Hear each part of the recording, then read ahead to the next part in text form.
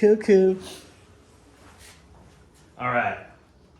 So now we went from creating the canister, right? Mm-hmm. It's like the concept of getting a pelvis under a rib cage so that a diaphragm and a pelvic floor can interact.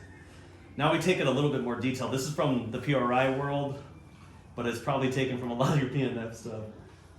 And I'll show you a picture after. Basically, I'm drawing a little stick figure here. Look at that. Nice. That's a rib cage, and then that's the legs. And then the arms. Okay.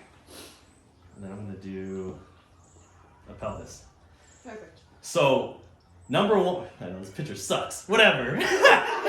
So number one, we want a hamstring controlling a pelvis so that it creates an anchor point for an oblique to work off of. And I believe that would be probably an external oblique. Okay. Let's just say it might be the other way, external oblique, EO. Okay. So imagine this.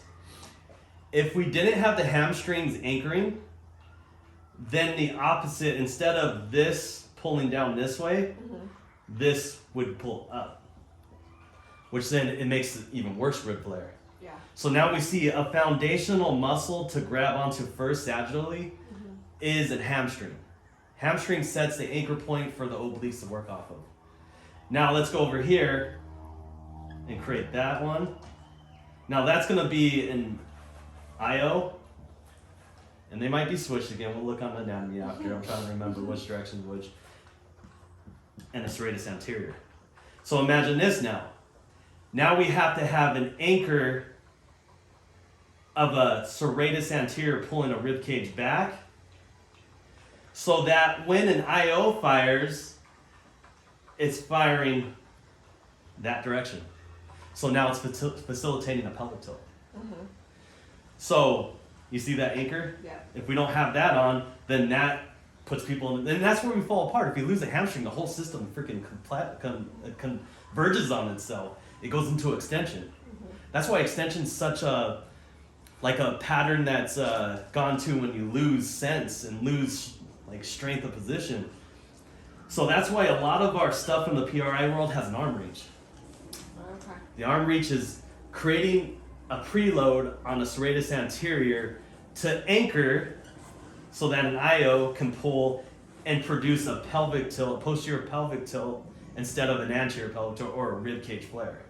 Makes sense. Okay, cool? Yep.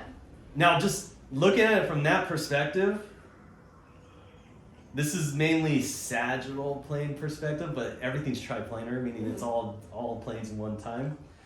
Okay, so let's look at that video. Or how about you explain it to them? Oh no. Okay. So we gotta have an anchor, which is gonna be our hamstrings here, which is going to help pull our pelvis into relative posterior. There's terminology we can say too. Okay. So posterior pelvic tilt is the same thing as saying inlet extension. So the inlet is made up of the iliac crest all the way around. Okay. So when it goes back, that's inlet extension. Inlet extension. Okay. It's gonna come in handy. New terms. It's gonna come in handy later. Okay. But for now, posterior pelvic tilt. Inlet extension, which is then allowing you to use the external obliques to help fire and bring the rib cage down. Yeah. Yep. Because then it creates an anchor. If this anchor's missing, then the arrow could potentially go the other direction. Instead of pulling the rib cage down to the anchor, the rib cage can be pulled up and create more extension. Then the pelvis is in an anterior pelvic tilt position or an inlet flex position. Yeah. Yeah. Okay.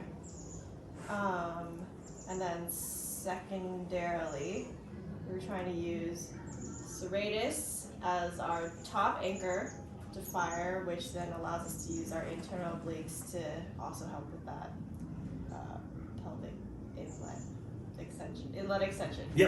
Yep. So it created an anchor point by drawing the rib cage back, which then allows, which we have to look up external versus internal, but same principle. It creates an anchor point so that when that muscle fires, it's not causing extension of your back, it's causing flexion of your back. And yeah, that's it in a nutshell. Good work. Okay. So it gets much more complex than this, but I think running with this premise initially is going to be very helpful because now when you do that 90-90 drill you've been working on, what are you doing? Yep. Creating an anchor point. And you're using the full exhale to grab onto the obliques.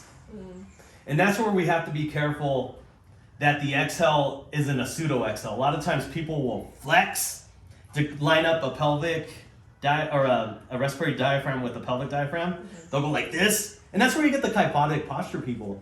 They've learned how to not use their abs and use their posture to create the pressurization to breathe.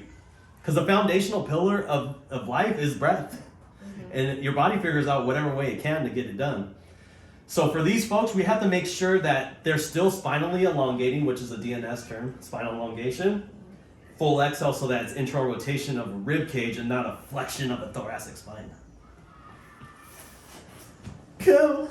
Part 1.